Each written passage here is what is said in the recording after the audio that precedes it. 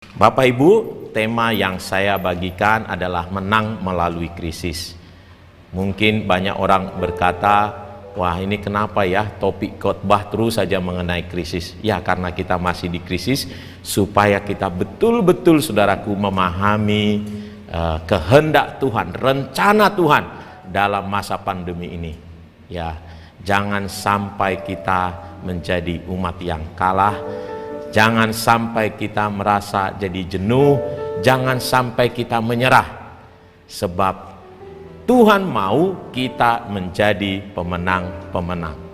Nah, saya percaya saudaraku ya, memang betul pandemi ini telah membuat kita ada di dalam krisis yang luar biasa. Pertama-tama dalam krisis kesehatan, orang takut sakit, tetapi ternyata akibat dari pandemi ini bukan hanya soal kesehatan, melebar ke ekonomi.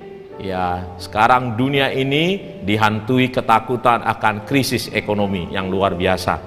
Dan ini katanya belum pernah terjadi sebelumnya. Keparahan yang ini luar biasa tinggi. Ya, sudah banyak negara mulai mengumumkan resesi. Ya. Dan bukan hanya itu saja, pendidikan juga sekarang lagi rame ya. Menteri digugat saudaraku di demo. Kenapa? Karena kok nggak kurang perhatian, kurang apa gitu ya saudaraku ya. Baik dari sisi uang pendidikannya, dari kenyamanannya, wah banyak sekali masalah timbul saudaraku.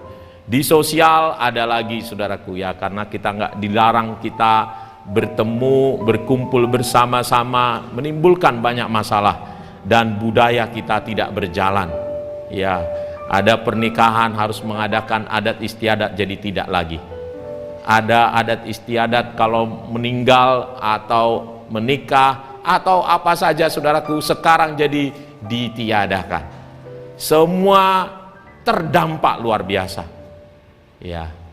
Dan saya percaya saudaraku ya, anak Tuhan tidak semestinya ya ikut terdampak mengalami keterpurukan gara-gara ini. Yang Tuhan mau kita bisa mengatasinya, memenangkan setiap krisis ini dengan baik. Terdampaknya mungkin kita tetap akan mengalami, tetapi kita akan tampil mengatasi, kita bisa mengatasinya dengan baik. Nah, saudaraku, apa yang saya mau bagikan adalah jadi bagaimana sikap kita atau tindakan kita agar kita bisa melewati krisis ini. Kita mengalaminya tetapi tidak membuat kita jadi jatuh, tetapi justru kita bisa naik terbang tinggi karena keadaan ini.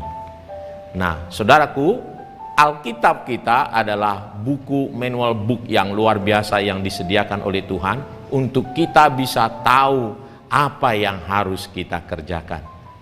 Ya, jadi ketika engkau ada dalam situasi yang sangat sulit, mengalami masalah ini, jangan pergi kemana-mana, jangan cuma buka YouTube saja, mendengar berita-berita saja, tetapi buka Alkitabnya. Lihat kebenaran firman Tuhan.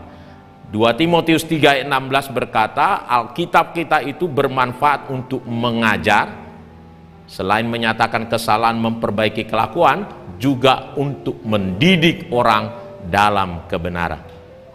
Jadi Alkitab kita itu adalah manual book how to pass the pandemi ini. Jadi bagaimana kita bisa menang melewati pandemi ini. Dan saya saudaraku akan bagikan bagaimana di dalam firman Tuhan cerita bagaimana kisah orang-orang mengalami krisis, memenangkan ya, melewati krisis itu dengan menang. Dan dari sana kita akan lihat prinsip-prinsip kebenaran firman Tuhan.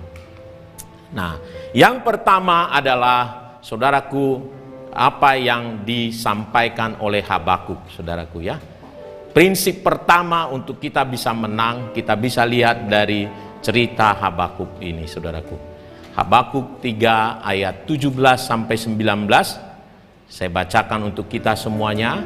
Ya, sampai 18 dulu saya bacakan. Sekalipun pohon ara tidak berbunga, pohon anggur tidak berbuah, hasil pohon zaitun mengecewakan. Sekalipun ladang-ladang tidak menghasilkan bahan makanan, kambing domba terhalau dari kurungan, dan tidak ada lembu sapi dalam kandang. Namun aku akan bersorak-sorak di dalam Tuhan, beria-ria di dalam Allah yang menyelamatkan aku. Saudaraku, kalau kita baca ini sangat kontras luar biasa.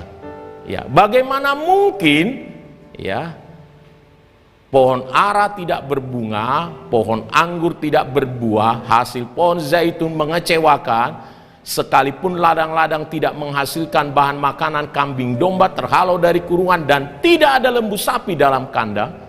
Saudaraku, kalau di zaman Habakuk ini, memang orang yang dia miliki cuman pertanian dan peternakan. Jadi pertanian tidak berhasil, peternakannya juga mengecewakan. Bahkan ini adalah suatu kondisi yang paling rendah. Itu sebabnya dia katakan, ada kata di sini sekalipun. Sekalipun itu menunjukkan suatu kondisi keadaan yang sangat-sangat rendah luar biasa.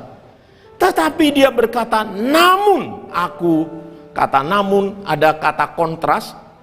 Jadi tetapi, namun, itu kata kontras kalau dalam Alkitab berbalik gitu.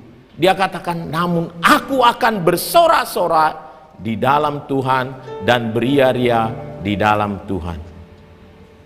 Saudaraku, jadi ada batas maksimum penderitaan yang sangat luar biasa, yang harusnya membuat dia wajar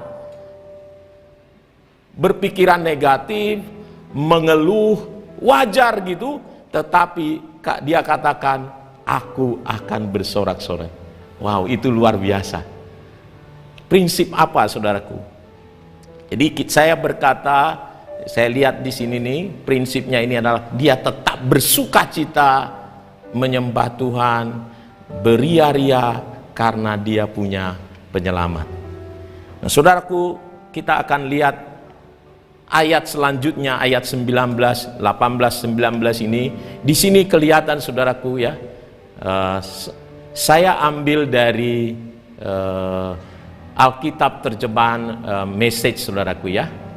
Dia katakan begini, saudaraku, ayat 18-nya, I'm singing joyful praise to God.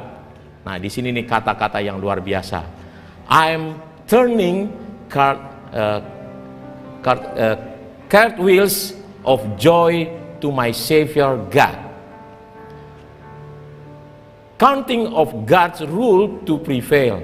I take heart and gain strength. I run like a deer. I feel like I'm king of the mountain. Saya, katanya, saya menyanyikan lagu pujian yang penuh sukacita. I'm singing joyful praise to God. Nah, ini kata-kata yang luar biasa, saudaraku.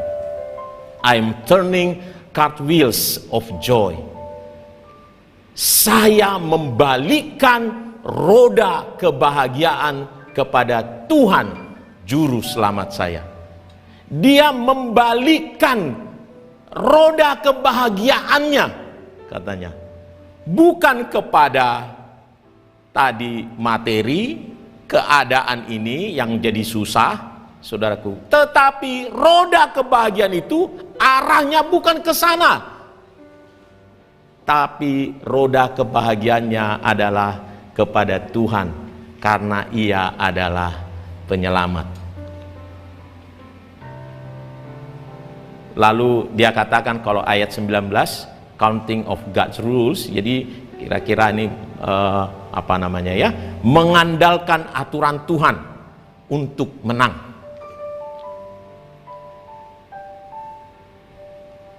I take heart and gain strength. Jadi saya mengambil hati dan mendapatkan kekuatan. Lalu dia bisa berlari, katanya, seperti rusa, bahkan bisa merasa seperti raja gunung. Wow, itu luar biasa. Ketika saudaraku, ia membalikkan roda kebahagiaannya, katanya dia sedang mengandalkan aturan Tuhan. Dia sedang ada di dalam aturannya Tuhan. Akibatnya ia mendapatkan hatinya Tuhan, ada kekuatan, dan dia akan bisa berlari seperti rusa, bahkan seperti katanya merasa seperti adalah raja gunung. Wow, wah itu hebat sekali, luar biasa. Adalah rahasia bagaimana bisa memenangkan, bisa menang melalui kesulitan ini adalah jangan arahkan hatimu kepada itu, kepada masalahnya, kepada kesulitanmu. Mungkin ada yang PHK, ada yang gajinya diturunkan, ada yang usahanya kurang, saudaraku. Jangan fokuskan dirimu kepada itu. Banyak orang memfokuskan dirinya hanya kepada kebutuhan materi, sehingga kalau dia kurang, ya dia bersedih, susah. Ada orang memfokuskan dirinya kepada kesenangan duniawi, sehingga kalau dia enggak, wah, coba lihat anak-anak, kalau dia sudah kesenangannya main game, dilarang main game, wah bisa berantakan buat dia. Hidup ini kiamat kalau dia tidak main game. Mungkin itu anak-anak, tapi banyak juga orang dewasa sebenarnya ya memfokuskan dirinya kepada kesenangannya, kepada apa yang dia makan. Ada juga yang orang yang memfokuskan dirinya kepada kebanggaan, kesenangan. Dan saya percaya Allah sengaja, Bapak Ibu Saudaraku, membiarkan kita, mengizinkan kita lebih tepatnya mengalami krisis ini supaya kita makin mengerti ternyata materi, kesenangan dunia itu terkoreksi gara-gara pandemi ini. Ya, saudaraku, pandemi ini memaksa anak Tuhan harus lebih gampang seharusnya mencari Tuhan. Itulah yang dimaksudkan oleh Matius 6 menurut saya, Bapak Ibu Saudaraku yang dikasihi oleh Tuhan. Matius 6 itu jangan khawatir akan apa yang kau makan, tetapi katanya carilah dahulu kerajaan Allah. Bapak Ibu, mungkin tidak banyak orang tahu bahwa sebenarnya saya terdampak secara usaha juga, terdampak ekonomi, ya pendapatan kita turun drastis.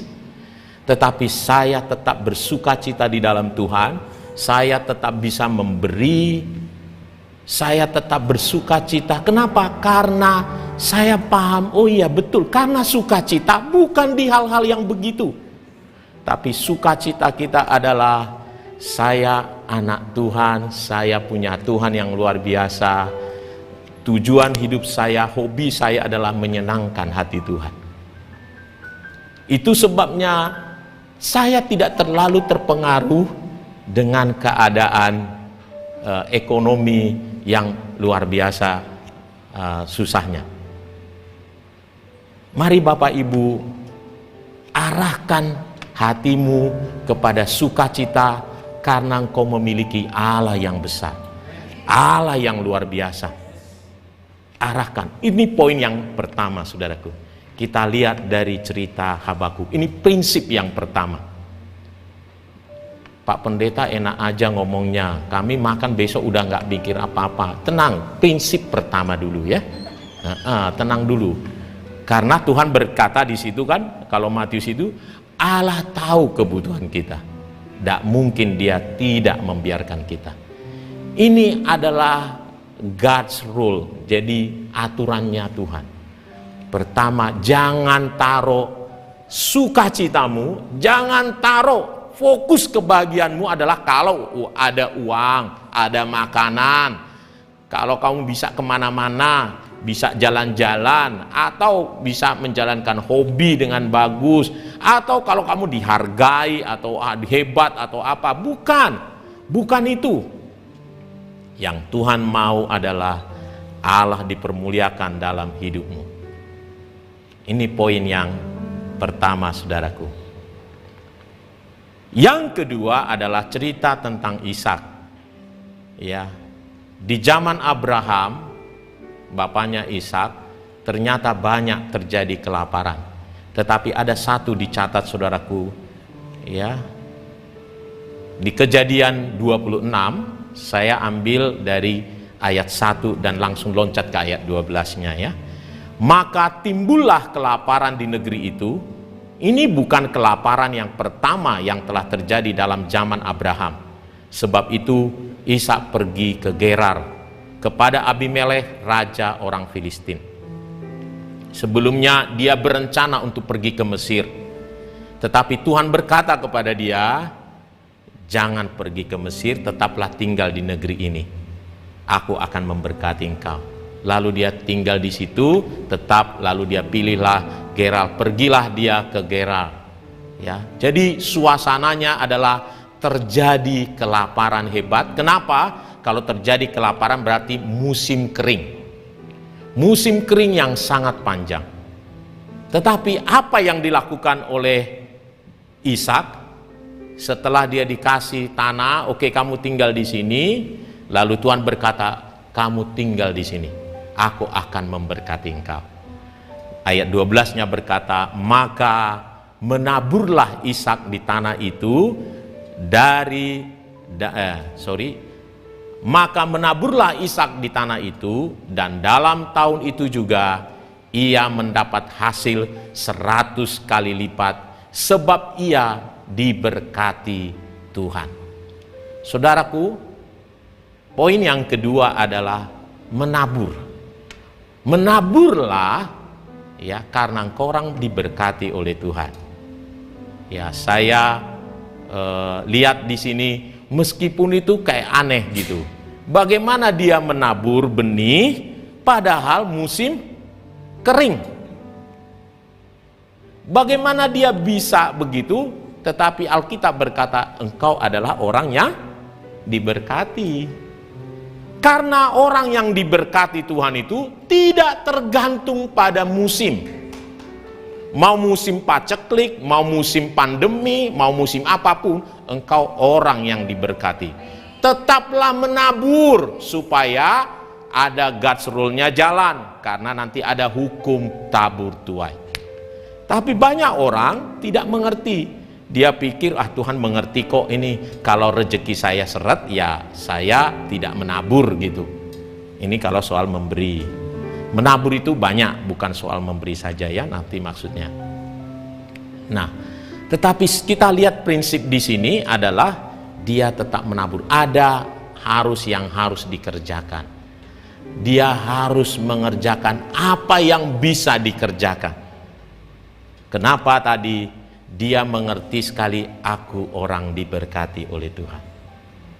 Ya, jadi prinsip kedua tadi adalah tetap menabur, tetap kerjakan prinsip kebenaran firman Tuhan untuk menabur. Kerjakan apa yang bisa engkau kerjakan, saudaraku, untuk mendapatkan hasil. Menabur artinya kita melakukan sesuatu sekarang untuk menuai di akan datang. Gitu ya.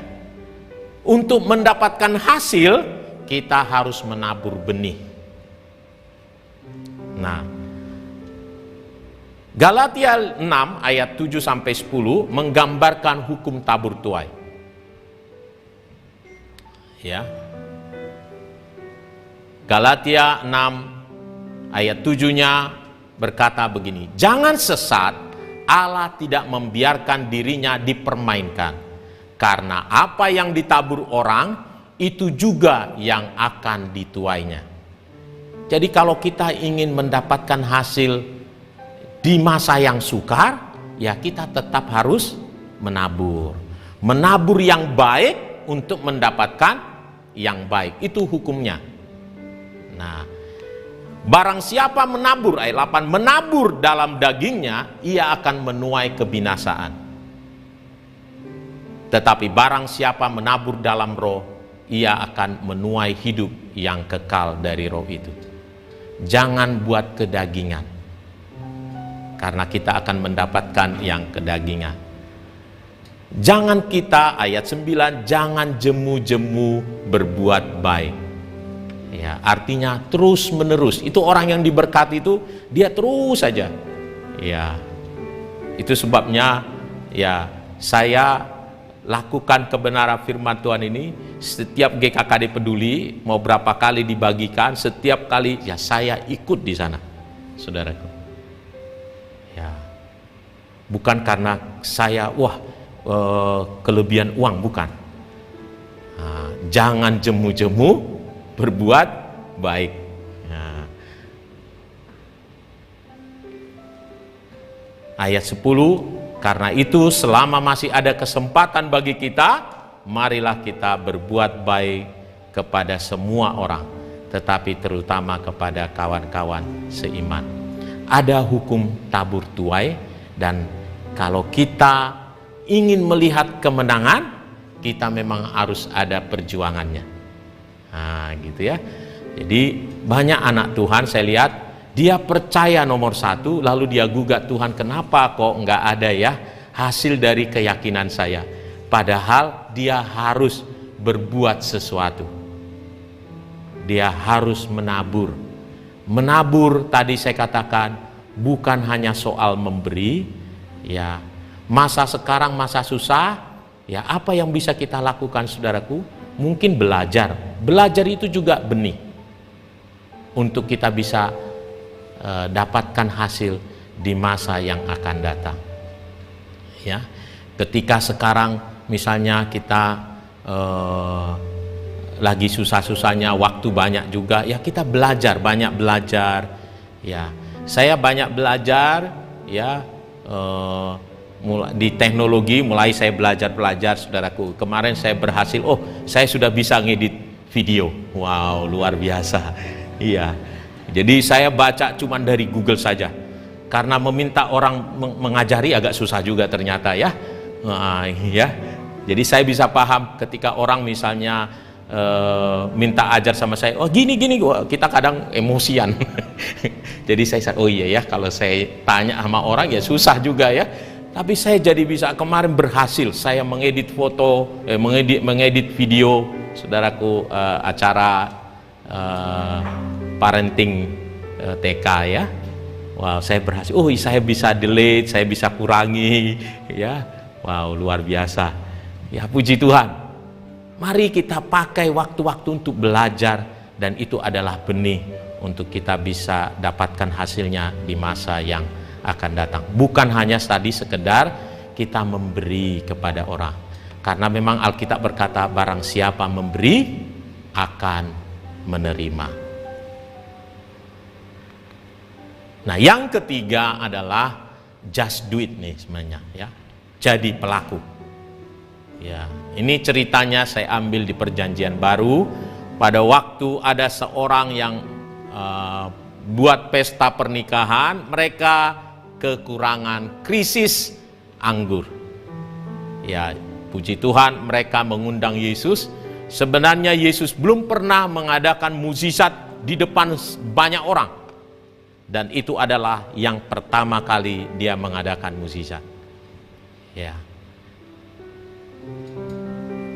Nah, saudaraku, pada waktu itu ya, ini saya bacanya kurang jelas juga ya, jadinya kekecilan ya. Ya.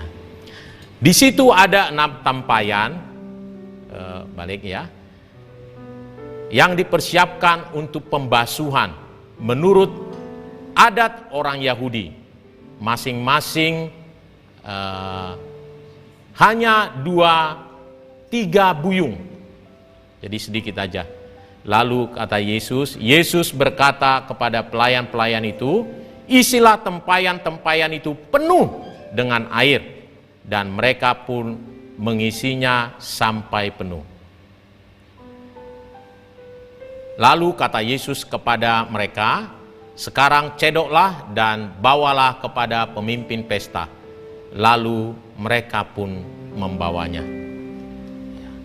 Saudaraku, kita tahu akhirnya air itu menjadi anggur. Tetapi sebelumnya, saudaraku, Maria ibunya Yesus berkata kepada pelayan-pelayan itu, lakukan apa yang dikatakan oleh Yesus. Nggak usah banyak tanya, gitu kira-kira. Ya, kalau bahasa sehari-hari, lakukan saja. Nggak masuk akal pun, lakukanlah. Ya.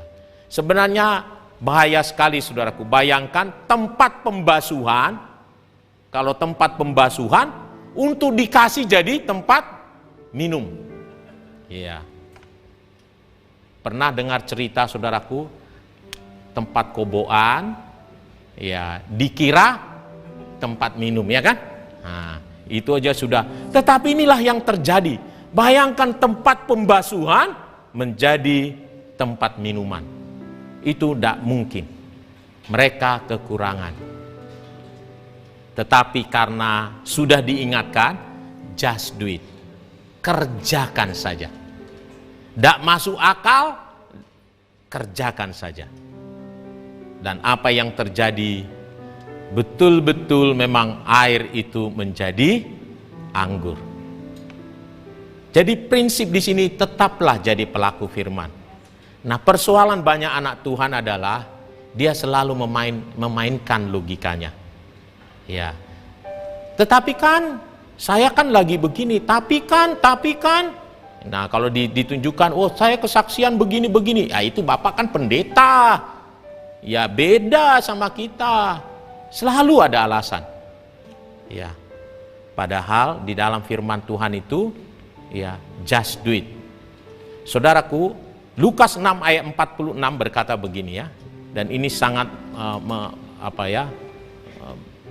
membuat saya harus betul-betul sadar betul gitu ya, kalau saya punya Tuhan. Lukas 6 ayat 46 berkata begini, saudaraku ya, mengapa kamu berseru kepadaku Tuhan, Tuhan, padahal kamu tidak melakukan apa yang aku katakan? Wow, kalau Tuhan itu saya sebut Tuhan, saya harus sir, yes sir. Tuhan kita itu bekerjanya supranatural. Dan karenanya firman-Nya memang jadi betul-betul supranatural. Dia bekerjanya di sana, kita seringnya berpikirannya natural-natural. Nah, akibatnya seringkali itu supranaturalnya hanya sekedar cuman ya saya tahu, ya saya tahu, tapi tidak dilakukan. Kenapa? Tidak masuk. Tidak bisa. Ya, bagaimana mungkin saya harus menabur di situasi begini? Gak mungkin saya harus memaafkan begitu jahatnya dia. Gak mungkin saya harus terus saya saja yang kerja, orang lain tidak kerja. Gak mungkin saya harus tetap menerima istri saya padahal istri saya jahat. Gak mungkin saya menerima suami saya tetap bersatu dengan dia padahal dia jahat sekali. Nah, selalu ada alasan untuk melakukan kebenaran firman Tuhan. Yang harus dipahami adalah firman Tuhan memang di atas rata-rata. Itu sebabnya dia berkata, kamu berkata begini tetapi aku berkata begini. Ya, dunia ini berkata begini tetapi aku berkata begini. Itu selalu kata Tuhan Yesus. Mari kita naikkan diri kita ini anak Tuhan. Hidup kita adalah memang di atas rata-rata. Kita orang-orang yang supranatural. Ya, saudaraku, saya kesaksian kemarin waktu mau bagikan fokus pada keluarga. Siang, saudaraku, saya sakit. Sakit perut ini seperti saya sakit waktu usus buntu asli. Saya naikkan kaki saya sakit. Jadi saya berpikiran jelek. Wah, jangan-jangan gitu. Wah, jadi saya, waduh, gimana gitu, rebahan.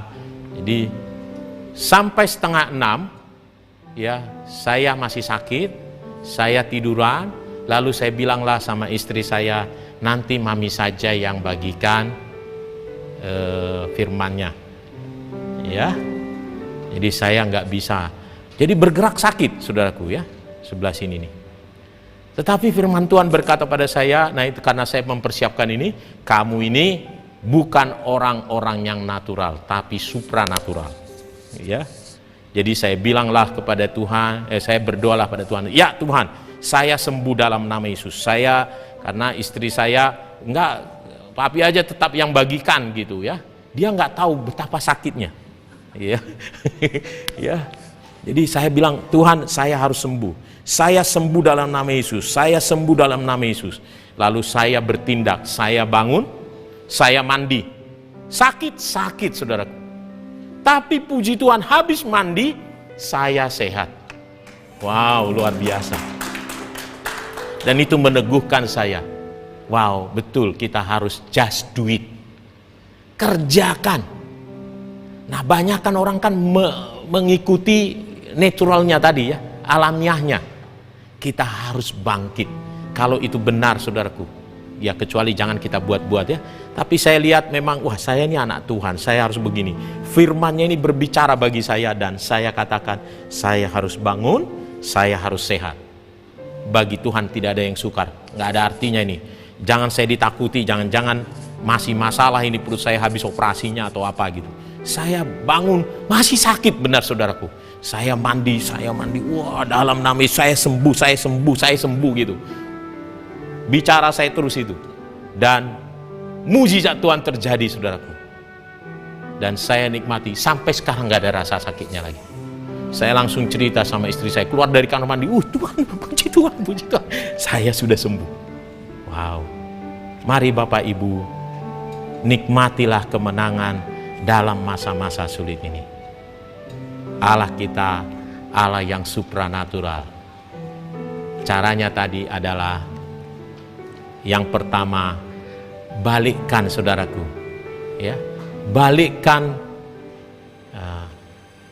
arah sukacitamu, kebahagiaanmu, bukan di pada masalah di pandemi ini. Bukan soal ekonomi, bukan soal kesenangan, bukan soal kesenangan duniawi maksudnya ya, bukan soal hobi, bukan soal penghargaan dalam dunia ini, tetapi bagaimana kita menikmati sukacita yang besar dari Tuhan.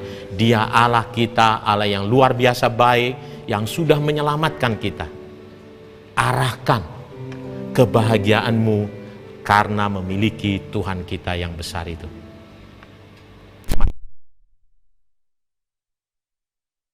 Mari terus menabur, saudaraku. Dan mari kerjakan firman Tuhan. Kerjakan setiap firman Tuhan itu, kerjakan dengan sekuat tenaga. Engkau akan melihat, saudaraku, ketika engkau tadi arah sukacitamu sudah benar, lalu engkau melakukan sesuatu bagi Tuhan, menabur, habis itu kau akan melihat ketika engkau kerjakan itu, kau melihat mukjizatnya terjadi. Tuhan memberkati saudaraku.